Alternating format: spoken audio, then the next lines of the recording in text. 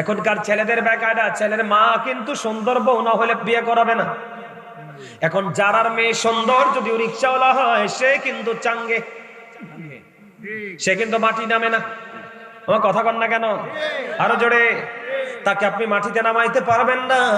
তখন আপনি তো মেয়ে দেখে পছন্দ করেছেন, কিন্তু এই যে তেঁতুলের চারার মতো উপরটাই সুন্দর, ভিতরে আল্লাহ আল্লাহ রসুলের প্রেম নাই।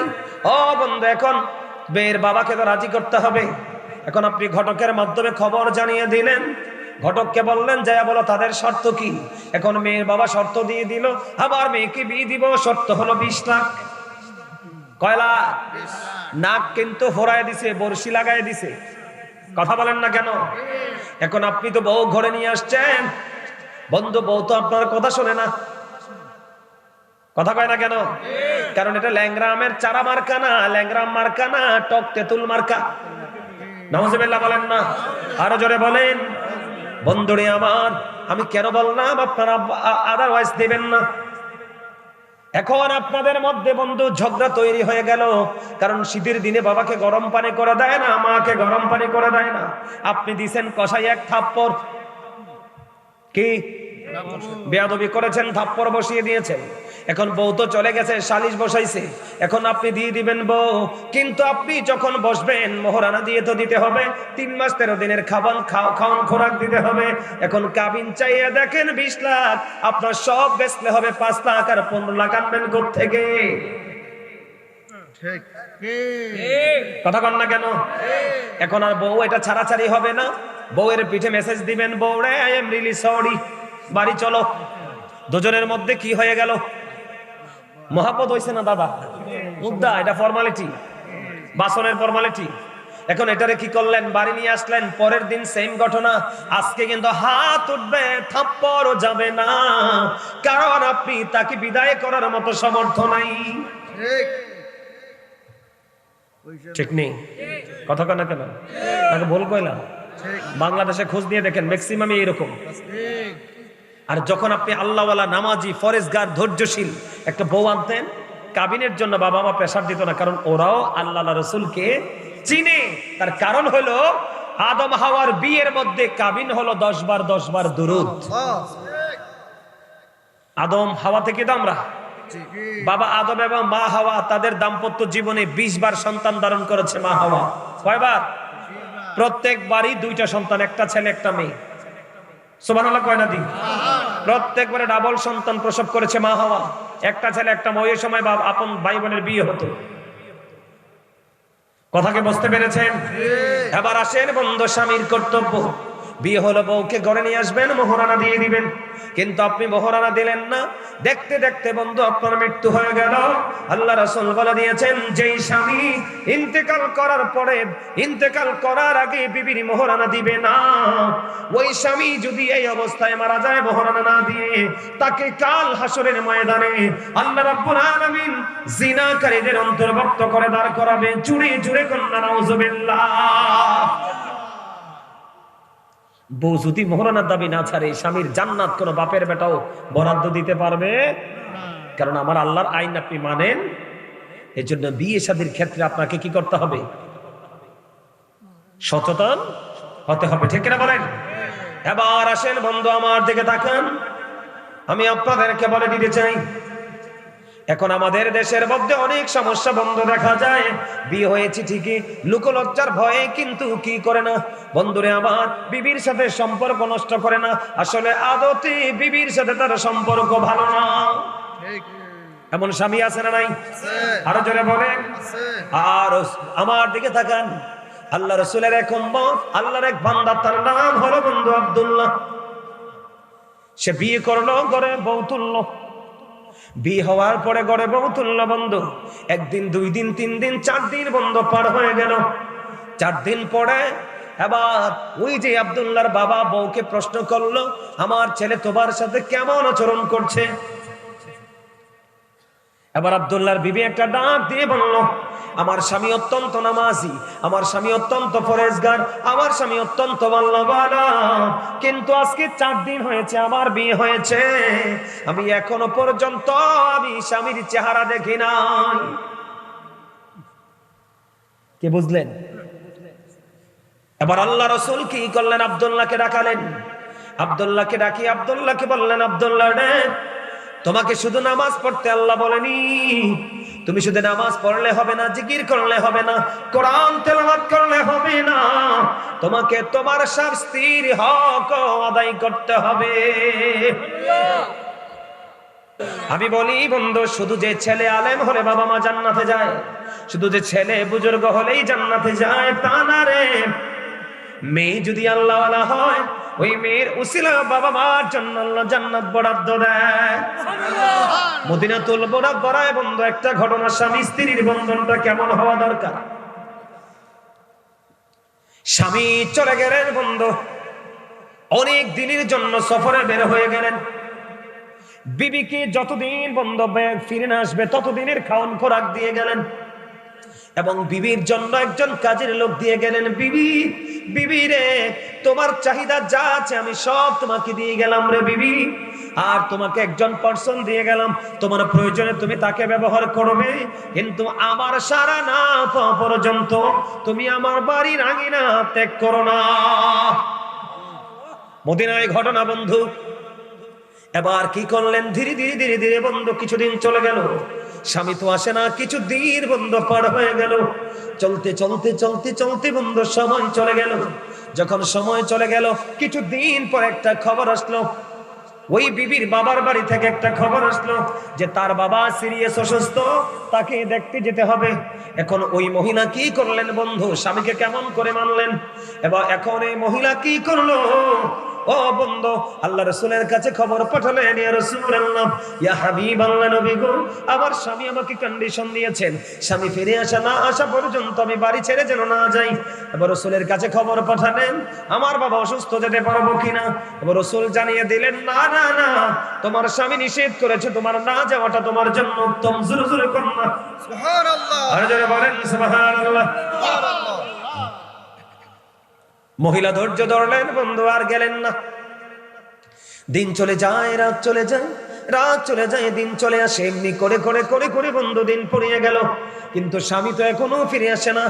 একদিন এমন এক খবর আসলো রে, ওই মহিলার বাবা দুনিয়া ছেড়ে, পৃথিবী ছেড়ে বিদায় হয়ে গেছে। ইন্না লিল্লাহি ওয়া ইন্না ইলাইহি রাজিউন। এবার কি করলেন? মহিলার কাছে খবর আসলো, এতদিন তুমি যাওনি, আজকে ওকে বাবার শেষ মুখটা তুমি দেখবা না।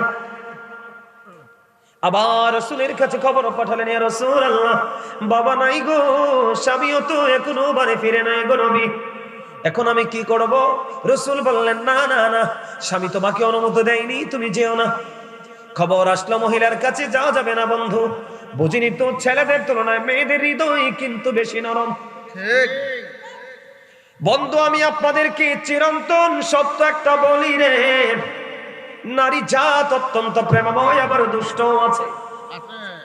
কিন্তু আপনারা একটা কথা বলে যাবেন না, বাংলাদেশের ইতিহাসে কোন ইতিহাসের পাতায় কোন লাইনে আপনি খুঁজে পাবেন না যে কোন গরিব মেয়ে তার বাবা মাকে কোনদিন বৃদ্ধাশ্রমে দিয়েছে। কোনদিন মেয়েরা বৃদ্ধাশ্রমে যায় না রে, ভিক্ষা করে ও বাবা মাকে লালন পালন করে। কিন্তু বাংলাদেশে অসংখ্য নজির আছে, এডুকেটেড পারসন, ছেলে এবং ছেলের বউ বাবা মাকে বোঝা মনে করে বন্ধু বৃদ্ধাশ্রমে দিয়েছে। ঠিক কিনা বলে? আছে না নাই? বাংলাদেশে যত ছেলেরা শিক্ষিত হচ্ছে, বৃদ্ধাশ্রমে বাড়ছে, কারণ তারা বন্ধু নিজেদেরকে নিয়ে নিজেরা প্রাউড ফিল করে। মেয়েটা গেলেন না, একদিকে স্বামীর কথা মানলেন, আর একদিকে রাসূলের কথা মানলেন। এখন বাবা তুমি তো মৃত্যুবরণ করো না বন্ধু, ধীরে ধীরে ধীরে ধীরে তার কাফন হলো, জানাজা হলো, ও বন্ধু তাকে দাফন করা হলো। রাত্র যখন গভীর হলো, ও বন্ধু আবার রাসূলের কাছে খবর চলে আসলো, এই মহিলার বাবাকে আল্লাহ রাব্বুল আলামিন কবরে দেওয়ার পর পর তার কবরটাকে জান্নাত বানিয়ে দিয়েছে। আল্লাহু আকবার। ইয়া রাসূলুল্লাহ, ইয়া রাসূলুল্লাহ, জিন্দাবাদ জিন্দাবাদ জিন্দাবাদ জিন্দাবাদ, আল্লাহু আকবার। রাসূলের কাছে খবর চলে আসলো, এই শুধু মেয়েটা স্বামীর কথা এবং রাসূলের কথা মান্য করার কারণে তার বাবা কোথায়? জান্নাতে। জোরে কন্যা সুবহানাল্লাহ। রাসূল এই মেয়ের কাছে খবর পৌঁছে দিলেন, তোমার বাবাকে আল্লাহ রাব্বুল আলামিন জান্নাতের উচ্চ মাকাম দান করেছে। তাহলে বিয়েটা যদি যথাযথ হয় বাকি জীবনটাও কিন্তু যথাযথ হয়ে যায়। ঠিক। আর বিয়েটি যদি মিস্টেক, আপনার প্রত্যেকটা সেক্টরে আপনি বলবেন। কথা বলেন না কেন? আরো জোরে। এটা হলো স্বামীর অনুগতশীল বিবির জন্য বন্ধু। কিন্তু বন্ধু আরেকটা দুঃখের খবর দেই রে, একজন বিবি, স্বামী পৃথিবীতে আছে বন্ধু, বিবিটা দুনিয়া ছেড়ে চলে গেল। চলে যাওয়ার পরে বিবিটা চলে যাওয়ার পরে স্বামী বললেন আলহামদুলিল্লাহ, নাউজুবিল্লাহ বলেন। মানে বিবি ইন্তেকাল করছে, করার পরে স্বামী কি বলছে? আলহামদুলিল্লাহ। বউটা কি দুষ্ট না? কথা বলেন না কেন? শত্রু যদি মারা যায় মানুষ আলহামদুলিল্লাহ বলে না রে, কিন্তু বিবি চলে গেল, স্বামী আলহামদুলিল্লাহ বলল। কেন গো এই ঘটনা? সেটার কারণ হলো বন্ধু, ওই মহিলার মা বন্ধু গভীর রজনীতে স্বপ্নে দেখলেন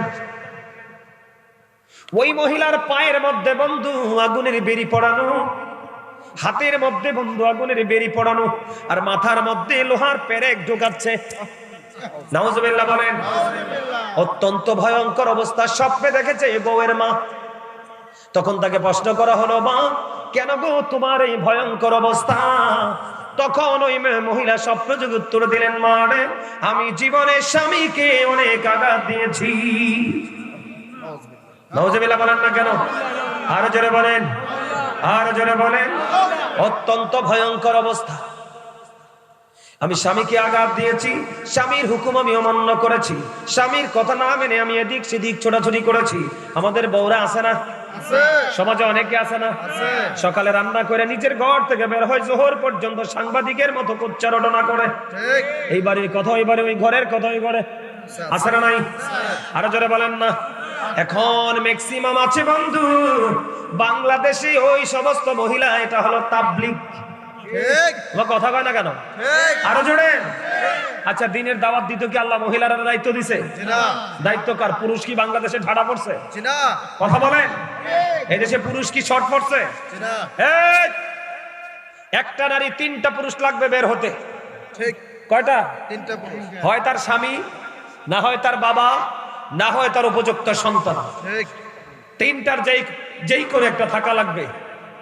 আর মহিলারা তাবলীগের নামে মাধবপুর থেকে রসুলপুর চলে আসে, কোন পুরুষ নাই। কথা বলেন না কেন? আরো জোরে।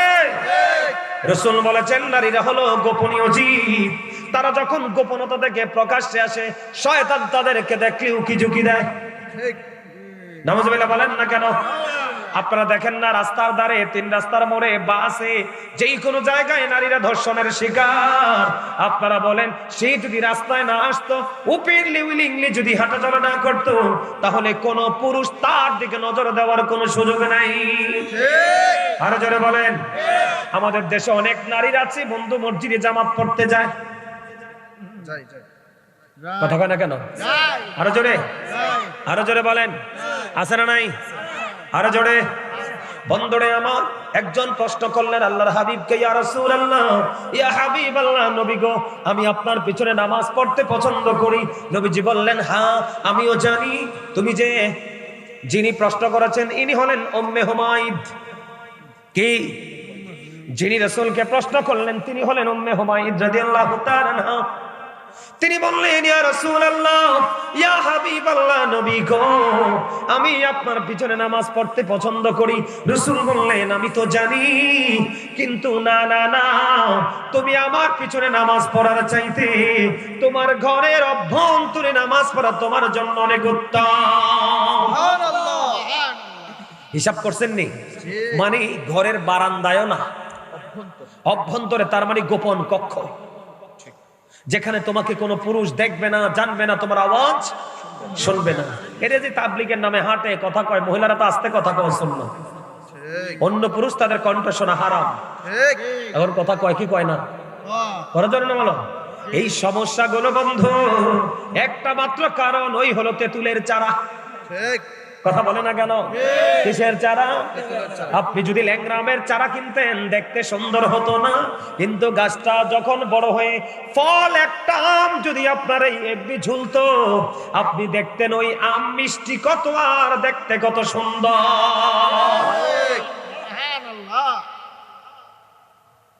কথা কি বুঝতে পেরেছেন? আরো জোরে বলেন।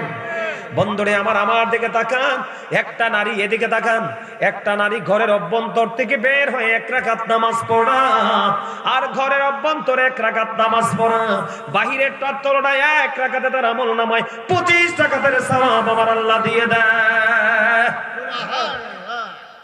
এই সমস্যাগুলো কেন হচ্ছে? ওই যে ইসলামের সঠিক প্রয়োগ নাই, ঠিক কিনা বলেন? এবার কি হলো বন্ধু? ওই মেয়েটা এদিকে তাকান, তখন যখন দেখলেন মা মেয়েটা খুব ভয়ঙ্কর অবস্থায় আছে কবরে, তখন এই দৃশ্য দেখার পরে মা চলে গেলেন ওই স্বামীর কাছে। বাবা গো, সারাটা জীবন তো তুমি সংসার করেছো, আমার মেয়েটা ভয়ঙ্কর বিপদে আছে, তুমি তাকে ক্ষমা করে দাও। এবার বন্ধু ওই মহিলাটাকে ডেকে বললেন, ওই স্বামী বললেন না না না, আমার কলিজা সে পুরো ছাই করে গেছে, আমি তাকে ক্ষমা করব না। বন্ধু এবার ওই মহিলা নিরুপায় হয়ে চলে গেলেন রাসূলের কাছে। ইয়া রাসূলুল্লাহ, ইয়া হাবিবাল্লাহ, নবী গো, আমার মেয়েটার এই অবস্থা, স্বামী বন্ধু তার স্বামীর কাছে গিয়েছি, সে বলেছে ক্ষমা করবে না। পরে তার স্বামীকে বন্ধ ডাকা হলো। কি করা হলো? তার স্বামীকে ডাকা হলো। ডাকার পরে তার স্বামীকে বলল, শোনো, তুমি যদি তাকে ক্ষমা করে দাও তোমাকে আল্লাহ ক্ষমা করে দিবে। ও বন্ধু, আল্লাহ রাসূল যখন বললেন, ওই স্বামী তার বিবিকে ক্ষমা করে দিলেন, আর ক্ষমা করতে দেরি রে, আমার আল্লাহ তার বিবিকে ক্ষমা করে জান্নাতি বানাইতে দেরি করে না। আমাদের দেশে ওই যে তাবলিগ ইসলামের নামে যে ভণ্ডামি করে একদল আছে না, তাবলিগ করে, কথা কয় না কেন? এই ইয়াং যুবকদের ব্রেইন ওয়াশ করে, এগুলাকে নিয়ে নিয়ে মসজিদে ঘুমায়। ঠিক, আমার কথা কয় না কেন? আরো জনে বলেন, আরো জনে। এই মসজিদে কথা বলাই তো হারাম, ঠিক, মসজিদে দুনিয়ার কথা বলাই তো হারাম, ঠিক, ঘুমানো কেমনে হালাল হয়? আর আপনি যখন শুইবেন, বাঙালির মুখ, বাঙালির মুখ বলে কথা একবারে খইয়ের আগে ফুটে, কথা কয় না কেন? আপনি কি শুইলে কি কথা কওয়া ছাড়া থাকতে পারেন? কোন যুক্তিতে এটাকে আপনি বৈধ করবেন? ঠিক। এই আল্লাহ রাসূল নামাজ পড়তেছে, একজন এসে খুঁজতেছে, আমার লোটটা, আমার লাল ওটটা হারিয়ে ফেলেছি, তোমরা কেউ কি আমার লাল ওটটা খুঁজে পেয়েছো? রাসূল নামাজ শেষ করে বললেন, তোমরা তার জন্য দোয়া করে দাও, সে যেন তার লাল ওটটা খুঁজে না পায়। কেন? কারণ তার লাল ওট তালাশ করার জন্য মসজিদ বানানো হয় নাই, মসজিদ বানানো হয়েছে আল্লাহর জিকির করার জন্য। আপনি কোন দলিলে মসজিদে ঘুমাবেন? হ্যাঁ, রোজা রাখছেন, ইতিকাফের উদ্দেশ্যে ঘুমাবেন। আবার হয়তো ধরুন আপনি বিশেষ কোনো কাজে বের হয়েছেন, আপনি কি মুসাফির, আপনার কোনো কি নাই, অবস্থান নাই, সেই ক্ষেত্রে আপনি কি করতে পারবেন? আবার ধরেন আপনি মান্নত করেছেন, কি করেছেন? মান্নত করেছেন, সেই ক্ষেত্রে আপনি এখানে যাইয়া স্টে করতে পারবেন, আর না হয় কোনো সুযোগ নেই। আব্দুল্লাহ বিবি ছাড়া বন্ধ চলে গেল, বাকিটা বলতে পারবো না। 4 দিন হয়ে গেল, বিয়ে হয়ে গেল। তুমি শুধু নামাজরত থাকলে চলবে না, কারণ তোমার দেহের মধ্যে তোমার বিবির হক আছে, কারণ তোমার বিবি তোমার পাঁজরের হাড় থেকে তৈরি। সুবহানাল্লাহ বলেন না কেন? এবার কি হয়ে গেল বন্ধু? বিয়ে তো হয়েছে নতুন, আপনি মহরানাও দিলেন না, বিবির যেই হক, স্বামী স্ত্রীর যে মধুর মিলন, ওটাও আপনি দিলেন না। আপনি কেমন স্বামী? জবাব কেমন করে দিবেন? এবার আল্লাহ রাসূল বলেছেন, ধীরে ধীরে বউটা পূর্ণ হয় কিনা, কথা কয় না, আরো জোরে, দেখতে দেখতে 2, 3, 4, 5, 6 করতে করতে পূর্ণ হয় না, কথা কয় না। আমার রাসূল বলেছেন, নারী হলো বাঁকা হাড্ডির তৈরি। কি এটা? এটা যদি তুমি ফেলে রাখো তাহলে অনেক বেশি বাঁকা হয়ে যাবে, আবার বেশি যদি শক্ত করে ধরো তাহলে ভেঙে যাবে। ঠিক, হিসাব বুঝতে পারছেন? অনেক বেশি শাসন করলে, দোষ ধরলে সম্পর্ক শেষ, আবার একটু যদি শাসন না করেন এটা আবার বেশি বাইরে যাবে। যদি বিবি যদি দুষ্টামি করে, কারণ শয়তান তো আছেই সাথে, তুমি তাকে কি করো, শাসনটা কেমন করে করবা? রাসূল বলেছেন তোমার বিবি যদি 100টা অন্যায় করে, কয়টা অন্যায়? 100টা অন্যায় করে, তুমি তোমার বিবিকে 99টা অন্যায় ক্ষমা করে দাও। সুবহানাল্লাহ কর না কেন? আর একটার জন্য তুমি তারে শাসন করো। এখনকার শাশুড়িরা তো মাশাআল্লাহ দিলে বউরে ধরলে আর ছাড়ে না, কথা কয় না কেন? বিশেষ করে গ্রামে গঞ্জের শাশুড়িরা ভেরি ডেঞ্জারাস। ও কথা কয় না কেন? আরো জোরে, এই উড়ানটা যারা দিছ তুই এই জায়গাটা বালুডি রইছে, কথা কয় না কেন? এই সকালে ডেকগুলা খালি হয়েছে বাজলি না কেন, কথা কয় না কেন? এই বিকাল বেলা কুড়াড়ি ওই জায়গায় রাখছি, খেরের কুড়াড়ি তুই আনস নাই কেন, রাত্রে কুয়াশা ভিজবে, ঠিক না বলেন? এগুলো শাসন নয়। আপনি জাস্ট বলতে পারবেন, কিন্তু তাকে প্রেসার ক্রিয়েট করতে পারবেন না। কথা বুঝতে পেরেছেন? হ্যাঁ, আল্লাহ রাসূল বলেছেন বউ যদি মাঝে মাঝে দুষ্টামি করে, তার নাকে মুখের উপর তুমি আঘাত করো না। কি করো না? আরো যারা বলেন, বউ যদি অন্যায় করে ধইরে তারে তালাক দিয়ে দিও না। কথা বলে না কেন? ক্রমে ক্রমে ধীরে ধীরে বন্ধ বিছানাটা আলাদা করবা। যদি দেখো তারপরেও বউ তোমার কথা শুনে না, তারপরে তার বাবার বাড়ির মানুষ ডাকাবা, ডাকাই একটা সমাধান করবা। তারপরেও যদি সমাধান না হয়, বিবিকে যেমনি বন্ধু লাল বেনারসি পড়াইয়া ঘরে তুলেছ, 3টা কথা বলে, ঠিক তেমনি ভাবে ধর্মীয় এবং বাংলাদেশের আইন মেনে বিবিকে সসম্মানে তার ঘরে আবার ফিরিয়ে দিবা। কিন্তু তাকে গরুর মতো পিটাতে পারবা না, তার বাবা মা তুলে বদ্ধ তাকে গালি দিতে পারবা না, তার যেই কোনো জায়গায় তুমি স্বামী হিসাবে শক্তি আছে টাচ করতে পারবা না। ও বন্ধু, তুমি যদি বাহিরে দুধ খাও, বিবিকেও তুমি দুধ খাওয়াতে হবে। তুমি যদি বাহিরে একটা বাদাম খাও, বিবির জন্য 2টা বাদাম কিনে আনতে হবে। তুমি যদি বাহিরে গিয়ে সিঙ্গারা পুড়ে খাও, পকেটে করে বিবির জন্য একটা নিয়ে আসতে হবে। বন্ধুরে আমার, তুমি যদি সুন্দর একটা জামা কিনো, বিবির জন্য কিনতে হবে। এমনি করে করে বন্ধু, তোমার প্রত্যেকটা জায়গায় তোমার বিবিকেও তুমি শেয়ার করতে হবে। কয়টা স্বামী আছে কোনছেন? আর আমাদের দেশে বাংলাদেশের বিশেষ করে বউরা তো মেয়ে থাকতে যা ইজ্জত, বউ হইলে তো একটা ফোঁটা দাম নাই। আমার কথা কয় না কেন? আরো জোরে। দাদু ভাই খারাপ করছি? মা যতদিন মেয়ে আছে ততদিন দামি, কিন্তু বউ হওয়ার পরে এটা শুকনা কলা পাতার মতো হয়ে যায়। এটা করা উচিত না। আপনাকে মনে করতে হবে মেয়ে সবার ক্ষেত্রে একই আইন। আপনি একজনের বোন আপনার ঘরে বউ করে আনছেন, আপনার বোন আরেকজনের ঘরে দিবেন, কথা কয় না কেন? আরো যারা বলেন, আপনি যদি একটা মেয়েকে কষ্ট দেন, আপনার মেয়েকেও কষ্ট দিবে, ঠিক না বলেন? আরো জোরে। স্বামী যারা সেই কর্তব্য পালন করতে হবে কি হবে না? আরো জোরে বলেন। এই হাইকোর্ট থেকে রায় দিছে, একটা বিয়ের পরে বড় দ্বিতীয় বিয়ে করতে অনুমতি লাগবে না। এই কাম কোনোদিনও করণ যাইতো না। নাউজুবিল্লাহ খান। কেন করণ যাইতো না জানেননি? এটা যদি মানেন, আপনারা সমাজে বাস্তবায়ন করেন, তাহলে নারী এমনি অবহেলিত, আরো বেশি অবহেলিত হবে। কথা বলেন আরো জোরে, ঠিক না ঠিক? আপনি 2 বিয়ে করবেন না কইয়া খুশি হয়ে গেছেন, আপনার মেয়ের ক্ষেত্রে যদি আরেকটা পুরুষ এটাই করে, কথা কন না, ঠিক না ঠিক? আমার দিকে তাকানো বন্ধু, একটা পুরুষ 4টা বিয়ে করতে পারবে কয়টা? কয়টা? 4টা। আপনি পারবেন না 3টা, পারবেন না 2টা, পারবেন না 1টা, কয়টা? আপনি ম্যাক্সিমাম আমাদের দেশে 2টা করে, 3টা খুব কম, 2টা মাঝে মাঝে পাওয়া যায়। রাসূল জানিয়ে দিলেন, ও বন্ধু, যেই স্বামী একটা বিবি একটা বউকে করে আনলো, দ্বিতীয় আরেকটারে বিয়ে করলো, দ্বিতীয়টা বিয়ে করার পরে প্রথমটাকে কোনো শারীরিক, মানসিক, আর্থিক কোনো দিক দিয়ে বন্ধু কোনো সহযোগিতা করে না, আমার রাসূল বললেন ওই স্বামী হলো অভিশপ্ত। তাকে কাল হাসরের দিন অর্ধাংশু কুজু করে বন্ধু তোলা হবে। জুড়ি জুড়ে কন্যা নাউজুবিল্লাহ। আপনি 2টা করেন, 3টা করেন, 4টা করেন, অর্থ সমান দিতে হবে, শরীরের ভাগ সমান দিতে হবে, টাকা পয়সা সমান দিতে হবে। সবাইকে যদি রুম থাকে 4টা, 4 জনকে 4টা দিতে হবে, একজনকে একটা, আরেকজনকে একটাও না। এটা নারীর উপর অবিচার ছাড়া আর কিছুই না।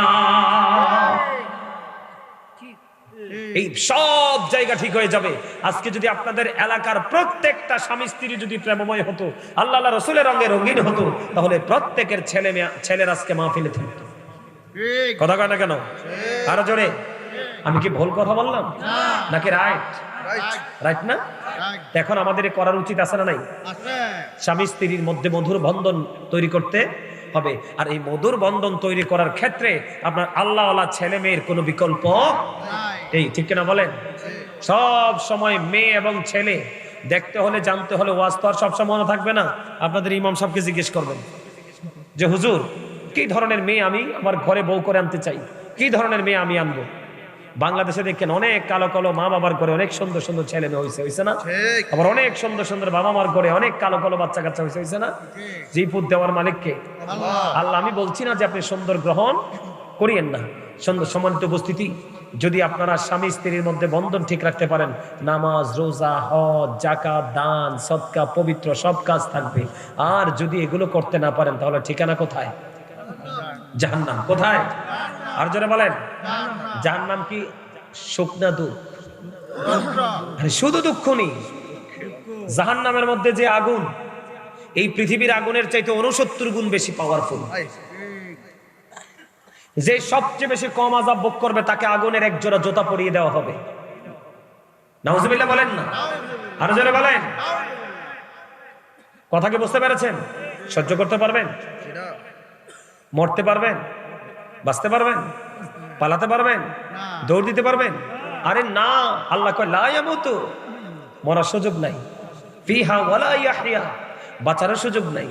ওমা হুম আনহাবি গায়িবিন, ওখান থেকে পালাবারও সুযোগ নাই।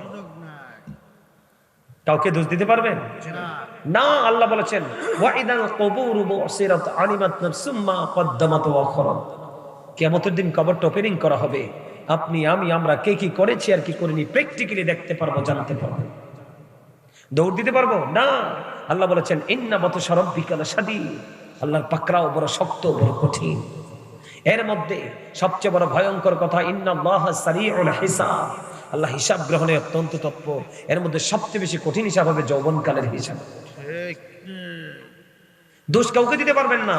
সূরা ইউনূসে আল্লাহ কি বলেছেন? ইন্নাল্লাহা লা ইয়াজলিমুন নাসা শাইয়্যা ওয়ালাকিন্নান নাসা আনফুসাহুম ইয়াজলিমুন।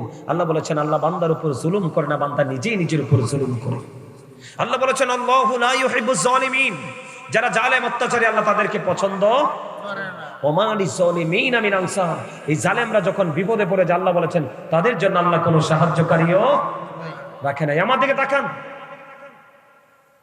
এই পৃথিবী থেকে সূর্যটা 9,13,00,000 মাইল দূরে।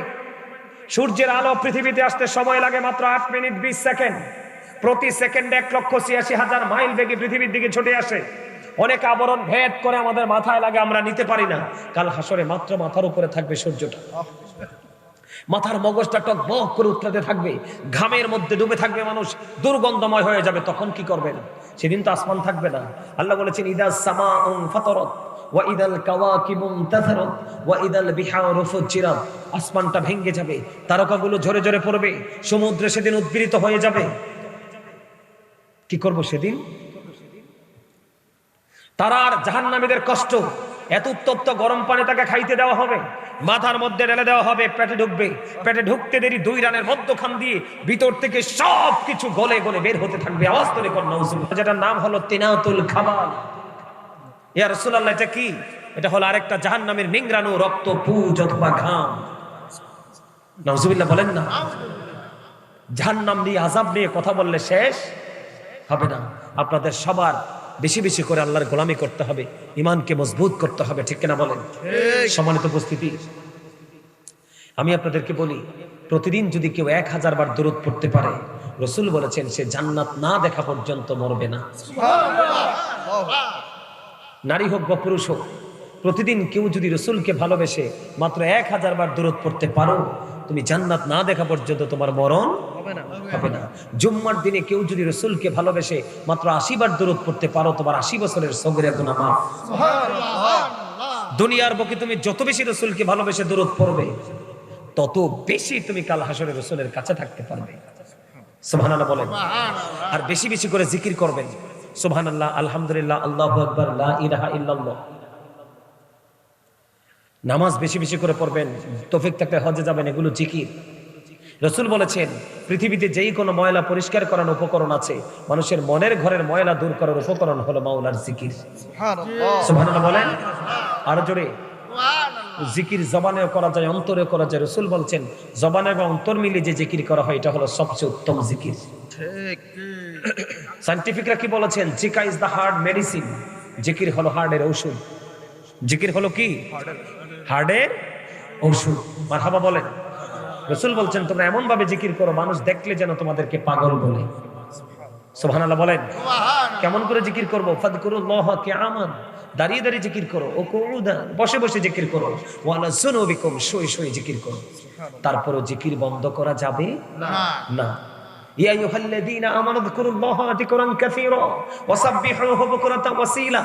আল্লাহ বলেছেন ঈমানদারকে তোমরা বেশি বেশি করে আল্লাহর জিকির করো, সকাল থেকে সন্ধ্যা আল্লাহর পবিত্রতা ঘোষণা করো। সম্মানিত উপস্থিতি, আমরা ঈমান এবং আমল ধরে যদি কবরে যেতে পারি, দুনিয়া এবং আখিরাত উভয় জাহানে আমরা শান্তি পাবো। আমিন বলেন। আমিন। জিকির করব তো করব। এই মাহফিলে আগামী বছর সবাই নিয়ে মিটিং করবেন, সবাই নিয়ে মিটিং করবেন। সবাই মাহফিলে আসবে কিনা? যদি সবাই বলে যে হ্যাঁ আমরা আসবো, তাহলে মাহফিল করবেন। আর যদি বলে যে না আসবে না, মাহফিল করার কোনো দরকার নেই। আপনাদের যাদের মন চায়, আপনাদের মসজিদ আছে না, মসজিদে একজন হুজুর নিয়ে আসবেন, কি বা পছন্দের একজন হুজুর নিয়ে আসবেন। কোথায়?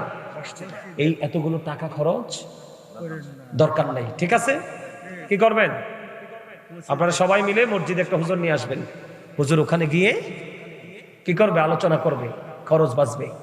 কথা বুঝতে পেরেছেন? এটা কোনো মাহফিলের পরিবেশ না। আপনি বলেন তো এটা মাহফিলের পরিবেশ না?